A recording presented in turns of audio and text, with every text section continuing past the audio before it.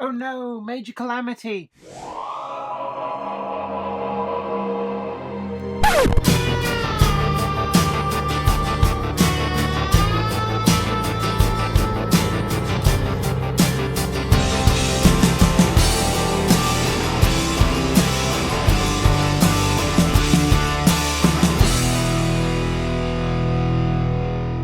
Welcome back up to Weir Yard here in the loft.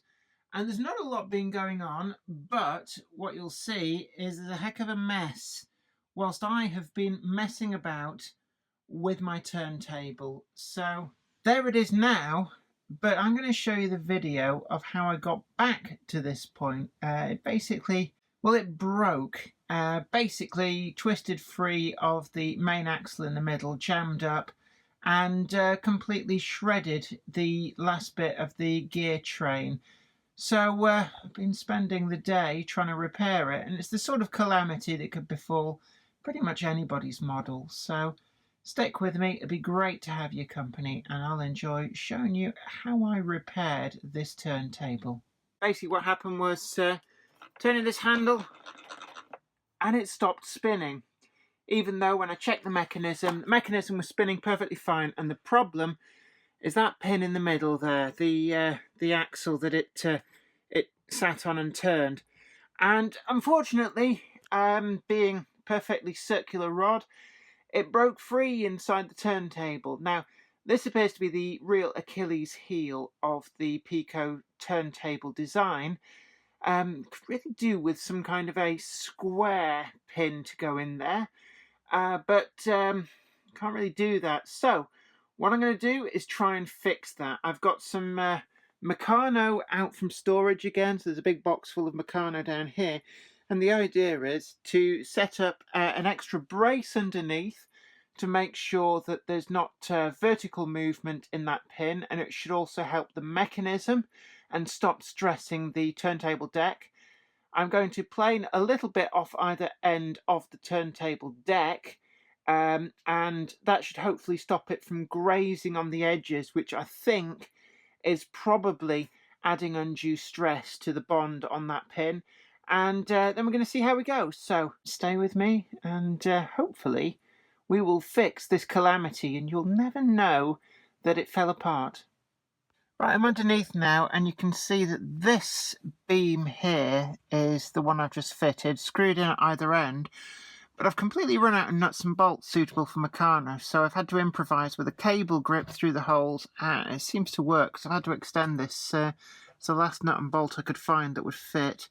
I've also taken the opportunity to do a bit of housekeeping underneath here with some of the wiring, trying to keep this out of the gears more than anything else. Notoriously, I'm pretty messy with my wiring, so you can see there, I use cable grips. The Meccano is actually really useful for providing plenty of holes to neaten things up, just keeping these wires away from getting caught in these gears. So it wasn't a problem, but I didn't want to let it get to be a problem. So hopefully now this will mean that the spindle, as you can see there, can still turn, but there's less up and down flex. That should stop this bracket from being able to drop in the way that it was before. It was kind of flopping up and down, which again wasn't really helping proceedings and certainly was making it very difficult to fix the turntable. So I'm going to go above the boards now and see what else needs doing. That central axle I'm going to try and roughen up with this Dreadnought file, and that hopefully will give an even better key to the glue, more so than I did before. I've also actually soldered some blobs of solder onto it just to try and make that shape less regular, so it effectively jams in the hole and can't turn quite so readily. So I'm going to get on with that, and then the big acid test once I've filed the ends of the bridge deck is, will it go round without touching the sides at all? As you can see, I used brick paper to give the suggestion of the stone-built well for the turntable, and it does seem to catch a little bit in places. So hopefully all of these things will add up together to making it work reliably and not break again. Well, I've scraped the axle there with a file, got a bit of burring on the sides, And then I've also done a bit of work as well on the deck. I've filed, just wait for it to focus, it's having a bit of difficulty there. There we go. I've filed a little bit off the end of the bridge decks, and same at the other end. That shouldn't be visible because it'll be flat up against the wall, but hopefully that'll just stop it grazing the edges. And then I've just cleaned out the whole of the muck and stuff that's kind of built up in there from various attempts to re-glue it. And what I'm going to do now is I'm going to try and get it back fixed in place. Let's see how we go. Well, I have had so much trouble, and I've pinpointed the major issue is that the hole through the centre was crooked, so it was never going to run properly and was always liable to jam. So I've plugged the hole after drilling it out wide enough to take some plastic rod that I put down there. Well, it's actually plastic tube. I then filled the tube with some other plastic. It's all sort of slightly squidgy at the moment with polystyrene cement. And it's just a case of waiting for all that to dry. And then I could really do with a pedestal drill, which I don't have, to be able to drill a new hole through all of this, really square and true. So I'm going to have to improvise, and we'll probably make a hash of it, but anything's got to be better than what I had. And I've also been routing through the Boxer Meccano and got together the last of my gears. And essentially I'm going to make use of this plus probably this just to gear it down just ever so slightly further. But it's turning into a nightmare build, I have to say, all down to that slightly angled hole that came with the kit. I'm not sure why that should be, but that's just how it's ended up, which is very unfortunate. That was surprisingly hard work. So what I've actually done, I'll just pull this back out. I've got a new axle on there. I actually heated it up using the soldering iron, a little bit of solder just to transfer the heat, and I actually got it to the point where the metal was hot enough to melt solder all on its own. And then with a tiny pilot hole, I pushed it through, and then using a set square, I made sure that it was pretty much absolutely true in all directions. And that should hopefully mean that a lot of the problems have been solved. So I'm just going to try and get it back into the hole. Slots down through. It actually seems to sit a lot better. And as you can see, it's largely going round without any great problem. That is much better than before. It's not sticking on anything. So now it's just simply a case of building back up the mechanism underneath and hoping that it does remain working. But it's been a little bit irksome since I put it in, to be honest, and it's just progressively got worse. So this really is the final attempt to try and get it to work. Otherwise, it'd probably just become a push round by hand object. But I'm fairly confident that I can get this done. So keep watching with me, and let's see if we can finally get this turntable to be repaired and working reliably. Okay, finally got it in, and I'm going to turn the handle.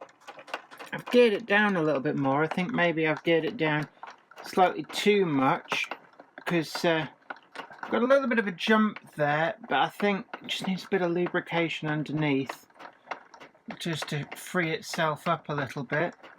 But that is going around, and what I've had to do underneath, as you can see there, I've built up a universal joint, and it just stops the drive from pushing the axle up into the turntable off to one side. So that's the purpose of that construction there. Universal joint's pretty easy to make, quite a simple thing, but hopefully that is now making all the difference. I am actually inclined to remove one of the gears that I put in, take it back out, because this is now running ever so slow. So yeah. Right, I think I'm finally there. Gosh, this has taken quite a few hours. I've changed around a couple of the gears so that now the turntable moves at a slightly more realistic speed, so you're not just sat here for ages. I think that's probably a good compromise. It's not quite as fast as it used to be, but certainly it's not as slow as it was being.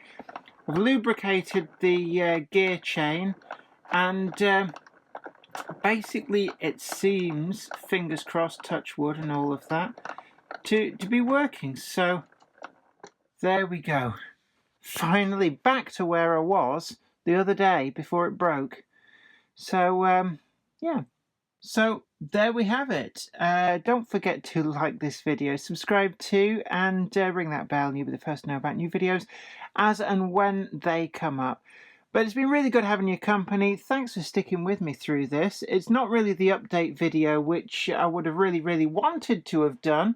You know, I spent an entire day up here. You can see there by the clock, 5 to 4 in the afternoon. I started at 9:30 today trying to fix that, and it has been one heck of a job. But sometimes you get these jobs in the world of railway modelling, and that's why we're so versatile.